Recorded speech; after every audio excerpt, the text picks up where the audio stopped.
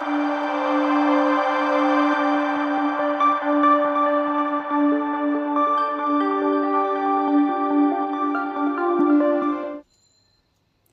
there, my name is Payal Narayani and welcome to this video series. यहाँ हम cover कर रहे हैं पूनम दलाल दहिया की एंशिएंट एंड मेडिवल इंडिया की 3rd एडिशन, जो कि लेटेस्ट एडिशन है. इस किताब को हम ट्रूली रीड करेंगे और जहाँ ज़रूरत पड़ेगी वहाँ हम साथ ही साथ UPSC एंड स्टेट सर्विसेज में आए हुए प्रीवियस ईयर के क्वेश्चंस भी डिस्कस करेंगे.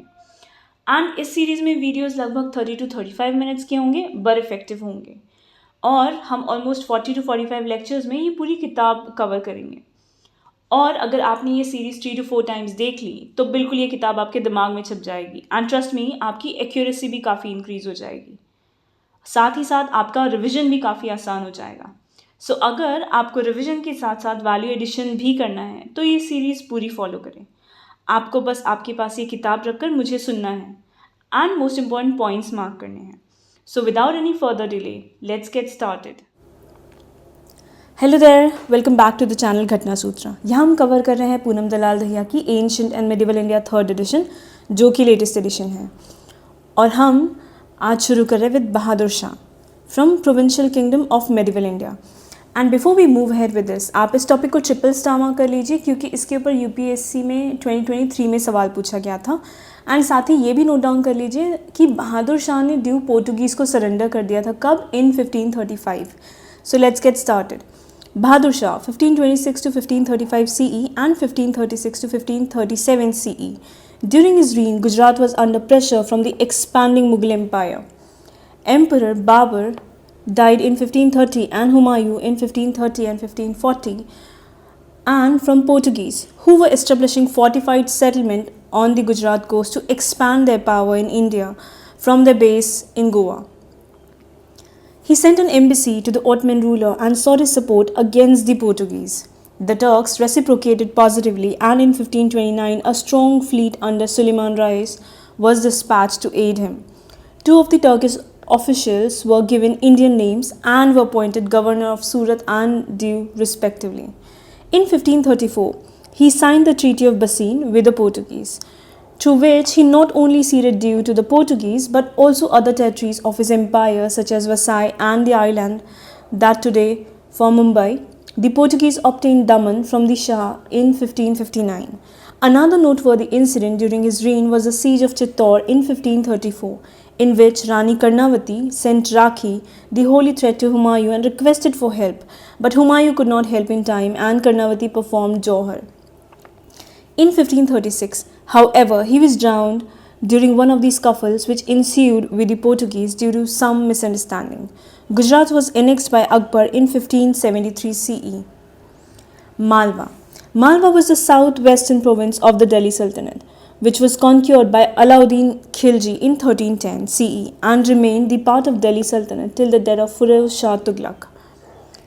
It had a very strategic position as it was situated on the high plateau between the river Narmada and Tapi, and hence commanded the trunk routes between Gujarat and northern India, as also between North and South India. So if any of the powerful state of the region could extend its control over Malwa, it could dominate North India.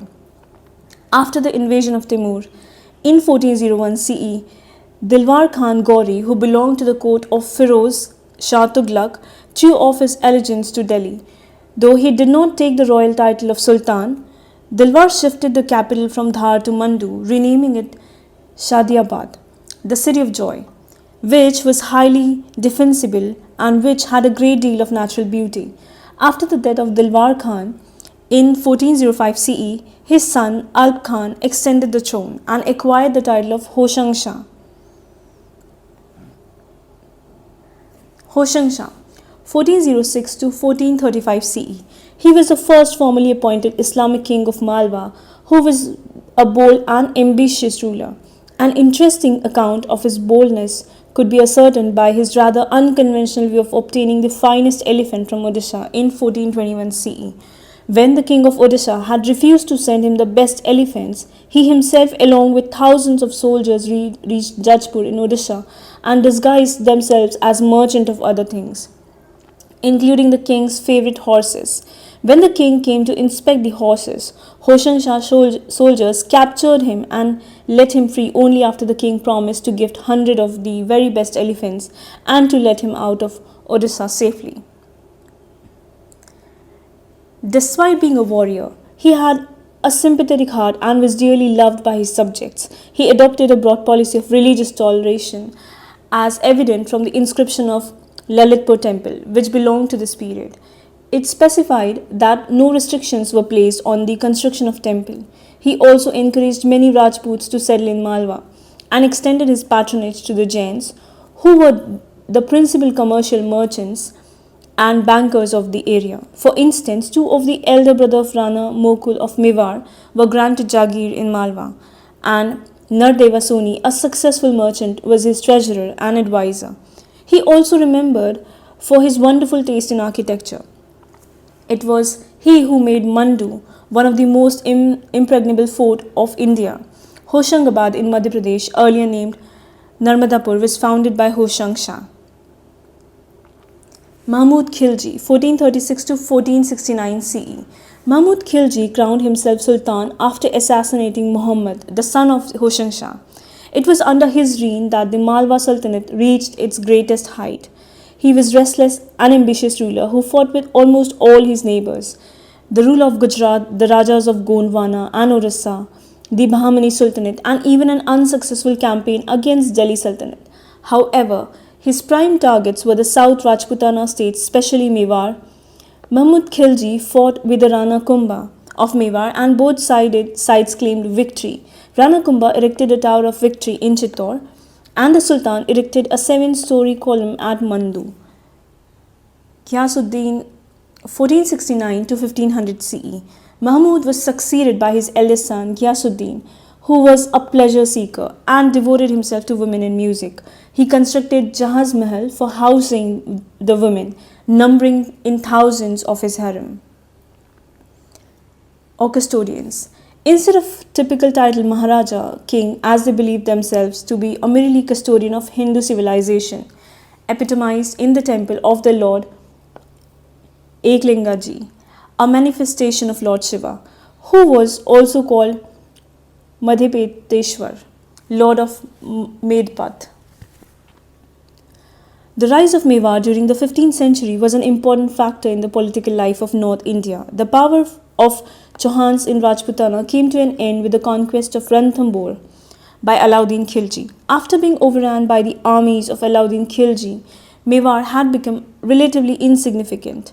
Later, in 1335, Rana Hamira, 1314 to 1378 CE, established the second Guhila dynasty of Chittor and also became the progenitor of Sisodia clan, a branch of Guilod clan, to which every succeeding Maharana of Mewar had belonged. He was the first ruler who started the use of title Rana and also built Annapurna Mata temple, which is located in Chittorgarh fort in Rajasthan. After the assassination of Rana Hamira's grandson, Maharana Mokul, his son Rana Kumbha extended the throne of Mewar in 1433 CE. Rana Kumbha, 1433 to 1468 CE. Rana Kumbha or Kumbhakaran Singh raised Mewar to the status of power to be reckoned with and pulled it out of obscurity. He was a talented military commander and ruler who made his mark in the political as well as cultural field. After cautiously consolidating his position with great diplomacy and defeating his internal rivals, Rana Kumbha conquered states like Bundi, Kota, Chatsu, Malpura, Ambar, Dangarpur, etc. Majority of these states accepted the suzerainty of Rana Kumbha and came under his political influence. He also annexed Sambar, Didwana, Mandor, Nagaur, Ranthambore, Sirohi, Gagran, Ajmer, Mandalgarh, Abu, Tora, etc. to his kingdom. Rana Kumbha and Sultan Muhammad Khilji of Malwa had a history of tussle. Rana Kumbha had given shelter to rivals of Muhammad Khilji and even attempted to install him on the throne of Malwa. In retaliation, Muhammad Khilji gave shelter and active encouragement to some of the rivals of Rana. such as his brother Mokul. As we have discussed above, Rana Kumbha and Muhammad Khilji fought against each other, and interestingly, both sides claimed victory. Kumbha erected Victory Tower at Chittor, a mark of victory of his conquest. He also consolidated the fortification of Chittor and constructed a road running through its 7 doors. It is rather admirable of Rana Kumbha that although he was sorely pressed from all sides, he was largely able to maintain his position of Mewar. True, Kumbhalgarh was besieged a couple of times by Gujarat forces, and Muhammad Khilji was able to raid as far inland as Ajmer and install his own governor. Rana was able to repulse these attacks and retain possession of most of his conquest, with the exception of some of the outlying areas such as Ranthambore. He was a great patron of art and literature and a great musician himself. He was a great veena player. He was acclaimed as Sangeet Shiromani and wrote an outstanding treatise of Indian music titled Sangeet Raj, as well as other works such as Sangeet Mimasa, Sangeet Ratnakar, and Sudha Prabandha. He also patronized great scholars such as Mahesh and Atri and composer of the inscription of Victory Tower. He constructed the city of Basantpur. He built several inns, palaces, ponds, schools, and temples for the defense of the kingdom. He built 5 forts of Kumbhalgarh, Achalgarh, Madan, Kolan, and Virat. He also gave patronage to many craftsmen and sculptors. Unfortunately, he was murdered by his own son Uday in order to gain the throne. Uday was, however, ousted by Maharana Raimal, who was the younger son of Rana Kumbha. Later, after another unfortunate long fratrical conflict with his brother, Rana Sanga, son of Raimal, became the ruler of Mewar. Rana Sanga. And before we move ahead with this topic, आप इस topic को double स्टामा कर लीजिए क्योंकि इसके ऊपर UPPCS में 2004 and 2012 में सवाल पूछा गया था. साथ ही छत्तीसगढ़ PCS में 2008 में, उत्तराखंड PCS में 2010 में एंड UP UDA/LDA के एग्ज़ाम में 2010 में इसके ऊपर सवाल पूछा गया था. सो आप इसको डबल स्टामा कर लीजिए राणा संगा के टॉपिक को. Okay, now let's get started. Rana Sanga, 1508 to 1528 CE, originally called Sangram Singh, the grandson of Rana Kumbha, was a ferocious and a brave Rajput ruler who fought several battles. He was a man of indomitable spirit, and despite losing one arm, one eye, and numerous other grave injuries, he carried on with a great valor and established his supremacy over almost all Rajput states in Rajasthan. He was more of a visionary than a warrior. After the fall of Gujarat Pratihara's kingdom, Rajput all over North India had broken up into various factions, squabbling and quarreling among themselves, but he united various factions under his able leadership. After first consolidating the power of Mewar, Rana Sanga moved his army against the internally troubled neighboring kingdoms of Malwa, as during this period Malwa was disintegrating. The ruler of Malwa, Mahmud II, was wary of his rival Rajput Wazir Medini Rai's power. So he sought assistance from both Sultan Ibrahim Lodi of Delhi and Bahadur Shah of Gujarat. Rai, on his part, requested Sanga to come to his aid, joined by Rajput rebels from within Malwas. Sanga troops from Mewar not only defeated Malwa army, but also their supporting troops from Delhi. Thus, Malwa fell under Rana's military power. His chivalry was reflected when he treated Sultan Muhammad with generosity and restored his kingdom, even when he was defeated and taken as a prisoner by Rana. He also defeated the Delhi Sultan Ibrahim Lodi in 1518 CE at Ghatoli, near Gwalior. Lodi, reportedly stunned by this Rajput aggression, moved again against Sanga's army in 1519 CE, but was humbled again at Dholpur. Lodi thus fought Sangas repeatedly, only to be defeated each time, losing much of his land in Rajputana, while the boundaries of Sanga's military influence came to extend within striking distance of Agra. According to some legends, it was on the invitation of Rana Sanga that Babur invaded India in 1526 CE, but just after a year, Rana Sanga fought against Babur in the famous Battle of Khanwa near Fatehpur Sikri, 1527 CE. The Rajput forces of Rana Sanga, supplemented by the contingents of Hassan Khan Mewati and the Afghan Mahmud Lodi and Raja Madini Rai of Alwar fought against Babur. The battle, which lasted for not more than 10 hours, was bitterly contested and became an exceedingly brutal affair. At a critical moment of battle, the defection of Silhadi and his contingent caused a split in the Rajput forces. Rana Sanga, while trying to rebuild his fort, was wounded and fell unconsciously from his horse. The Rajput army thought their leader was dead and fled in disorder, thus allowing the Mughals to win. Rana Sanga was whisked away to safety by Rathore contingent from Marwar. Unwilling to admit defeat, he set out once more to rebuild his military and renew the war with Babur. He vowed not to set foot in Chittor till Babur was defeated by him. In 1528 CE, he again fought Babur at Battle of Chanderi to help Madini Rai, who was attacked by Babur, but he fell sick in Kalpi and died in his camp. It is speculated that he was poisoned by some of his nobles, who thought that his renewal of war with Babur was suicidal. It is pertinent to note that poet, sense and passionate devotee of Lord Krishna, the legendary Mirabai, was the daughter-in-law of Maharana Sanga, and Maharana Pratap too belonged to his lineage. North India, Kashmir. In Rajat Rangini, a history of Kashmir written by Kalana in mid-12th century, और जैसे कि मैंने आपको पहले भी बताया है, जहाँ पे भी हम किसी राइटर ऑथर के बारे में बात करें और हमें उनका वर्क भी जो उन्होंने किया है उसको भी हाईलाइट करना है, राइट. सो रजत रंगिनी किसने लिखी थी? काल्हना ने लिखी थी. और किस रिगार्डिंग थी? It was the history of Kashmir. कब लिखी थी? इन mid-12th century. It is stated that the valley of Kashmir was formerly a lake. According to Hindu mythology, the lake was drained by the great rishi or sage Kashyapa, son of Marichi, who in turn was the son of Brahma. By cutting the gap in the hills at Baramulla, when Kashmir had been drained, Kashyapa asked Brahmana to settle there, and thus Kashmir Valley was settled by Hindus in the initial phases. The beautiful kingdom of Kashmir was for long a forbidden land for all outsiders. Al-Bruni, a famous Arab traveller, remarked in his work Al-Hind that entry into Kashmir was not allowed even to Hindus who were not known personally to the local nobles.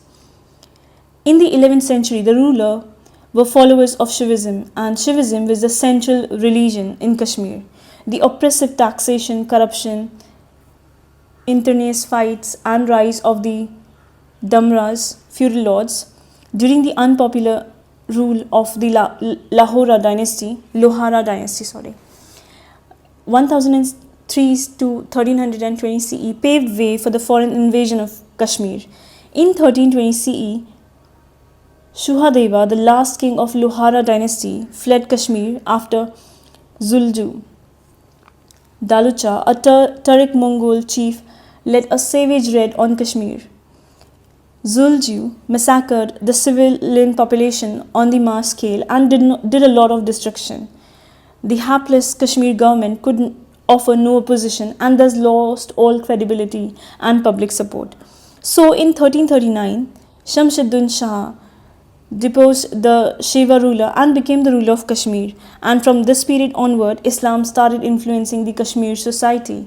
A group of Sufi saints known as Rishis propagated a religion that combined features of Hinduism and Islam.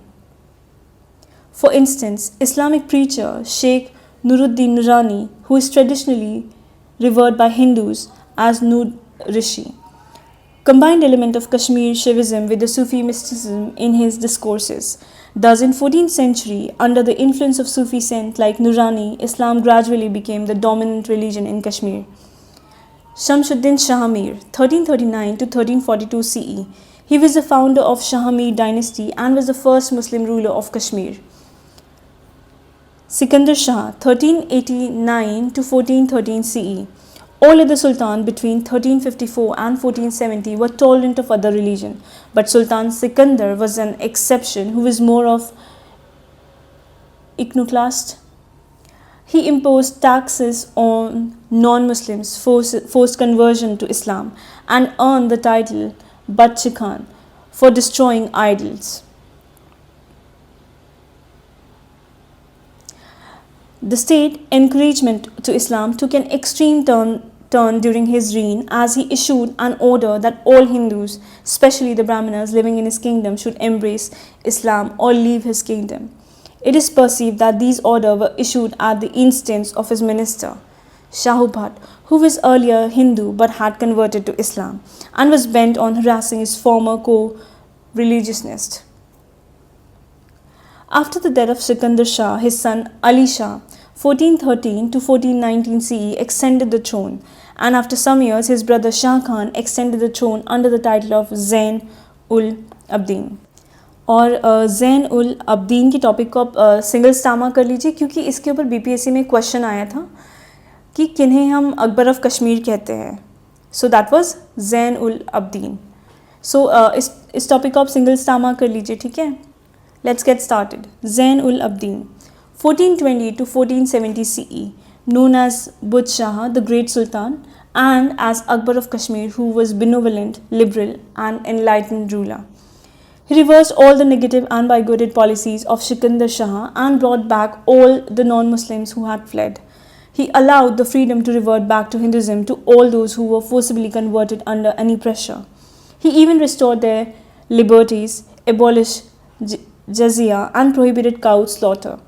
As noted by Abdul Fazl, more than 100 years later, Kashmir had 150 majestic temples, and it is most likely they must have been restored by Zainul Abdin.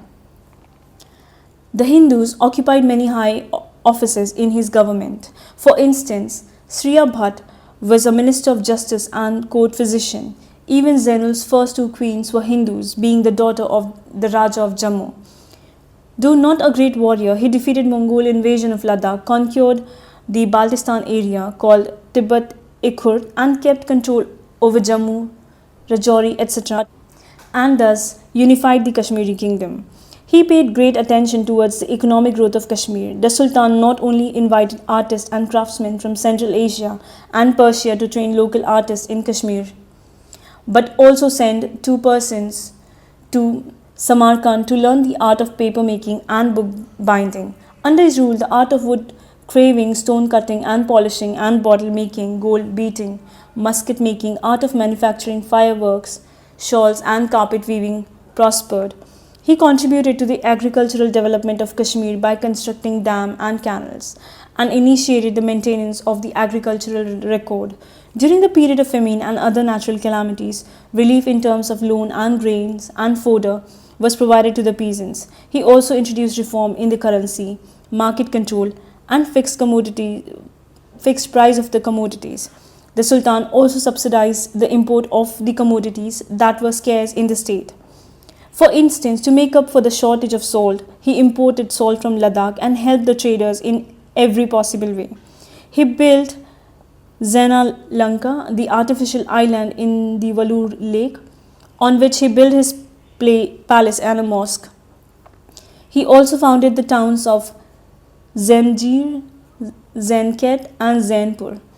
The striking feature of Jama Masjid of Kashmir, completed by Zainul Abdin, is similar to Buddhist pagodas with Persian style, and also included turrets in its architecture. He himself was a great scholar of Persian, Sanskrit, Tibetan, and Kashmiri language, and wrote poetries under the pen name Kutub. So Zain ul Abdin ka pen name was what? It was Kutub. He also gave patronage to Sanskrit and Persian scholars, and under his patronage, the Mahabharata and Kalana's Rajatrangini were translated into Persian, and many Persian and Arabic work were translated into Hindi. He was also in touch with the leading rulers in other parts of not only India but Asia too. After him, weak ruler extended the throne of Kashmir, and there was confusion. Taking advantage of these, Mirza Haider, a relative of Babur, occupied Kashmir in 1586 CE. Akbar conquered Kashmir and made it a part of Mughal Empire. Eastern India, Jaunpur, Bengal, Assam and Orissa. So, Jaunpur के ऊपर UPPCS में 2001 में question पूछा गया था. So, mark this important, okay? Single star mark this. Jaunpur. Jaunpur was a prosperous province in the eastern part of the Delhi Sultanate, near modern Varanasi on the bank of river Gomti. The governor of Jaunpur was Malik Sarwar, who was a prominent noble during Firoz Shah Tughlaq's period. In 1394 CE, Sultan Nasruddin Muhammad Shah Tughlaq made him a minister and gave him the title of Sultan Sharq, the master of the East. Thereafter, he was known as Malik Sarwar Sultan Sharq. After Timur invasion, the weakening of Delhi Sultanate, Malik Sarwar took advantage of the weak political situation and declared himself independent and extended his authority over Awadh and the large part of Ganga Yamuna Doab such as Kannauj, Kara, Sandila, Dalmau, Barich, Bihar, Tirhut. Though Malik Sarwar did not assume the title of Sultan, he laid down the foundation of Sharqi dynasty.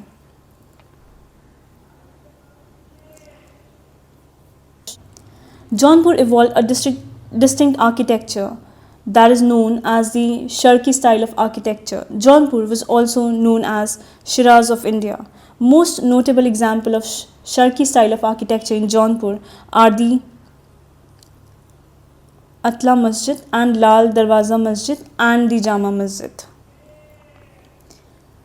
Malik Sarwar, 1394 to 1399 CE, laid the foundation of Sharqi dynasty.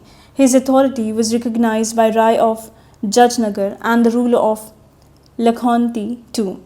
After his death, he was succeeded by his adopted son Malik Karanfal, who took the title of Mubarak Shah. Mubarak Shah, 1399 to 1402 CE, first ruler of Sharqi dynasty. During his reign, Mullah Iqbal, the powerful minister of the puppet Sultan of Delhi, Muhammad Tughlaq, tried to recover Jaunpur but failed. Ibrahim. अब इब्राहिम के ऊपर UP UDA/LDA के exam में 2006 में सवाल पूछा गया था, साथ ही UPRO/ARO के एग्ज़ाम में 2021 में इसके ऊपर सवाल पूछा गया था. सो single star mark this. Ibrahim, 1402 to 1440 CE. He was the younger brother of Mubarak Shah, who ruled as Shamsuddin Ibrahim Shah and proved to be the greatest ruler of Sharqi dynasty, under whom Jaunpur became an important center of learning. To the east, his kingdom extended to Bihar and to the west, Kannauj. During his reign, the relations between Delhi and Jaunpur became worse. He even led an expedition against Delhi but failed. He also threatened the Sultanate of Bengal under Raja Ganesha. He was a patron of Islamic learning and established a number of colleges for this purpose. A large number of scholarly work on Islamic theology and law was produced during his reign, which included Hashish-e-Hind and Bahr-ul-Mawaj and the Fatwa Ibrahim Shahi. During his reign, one of the famous buildings, the Altai Masjid, was constructed at Jaunpur. Though the foundation of Altai Masjid was laid by Firoz Shah Tughlaq in 1376 CE, it was completed only during the rule of Ibrahim Shah in 1408 CE. Another mosque, Janziri Masjid, was also built by Ibrahim Shah in 1430. Muhammad Shah, 1440 and 1457 CE, the eldest son of Ibrahim, who conquered the fort of Chunar but could not conquer Kalpi. In 1452 CE, he invaded Delhi but was defeated by Bahlol Lodi. Later, he made another attempt to conquer Delhi and marched into Itwa. Finally, he agreed to a treaty that accepted the right of Bahlol Lodi over Shamshabad, but when Bahlol tried to take possession of Shamshabad, he was opposed by the forces of Jaunpur. Around this time, Muhammad Shah died. He was succeeded by his son, Pikan, who assumed the title of Muhammad Shah. The Lal Darwaza Masjid, 1450 CE, was built during the reign of Mahmud Shah. Mahmud Shah, 1457 to 1458 CE. On assuming power in 1457 CE, he made peace with Bahlol Lodi and recognized his right over Shamshabad. In 1458 CE, when he got his brother Hassan executed, his other brother Hussein revolted and proclaimed himself as the Sultan of Jaunpur under the title of Hussein Shah and killed Muhammad Shah. Hussein Shah Sharqi, 1458 to 1505 CE. The last ruler of the Sharki dynasty, Hussain Shah, assumed the title of Gandharva and contributed significantly in the development of Khayal, a genre of Hindustani classical music. He also composed several new ragas. Most notable among these are Malhar Syama, Gaur Syama, Bhopal Syama, Hussaini or Jaunpuri Asavri, presently known as Jaunpuri, and Jaunpuri Basant. It was during his reign that Jama Masjid was built in 1470 CE, and also a prolonged war with Bahlul Lodi started. Finally, Sikandar Lodi, who succeeded Bahlul Lodi, annexed Jaunpur. Hussain Shah died and Sharki dynasty came to an end. So that's all for the day. In the next chapter, we'll start with Bengal. So keep on watching Ghatna Sutra. See you next time.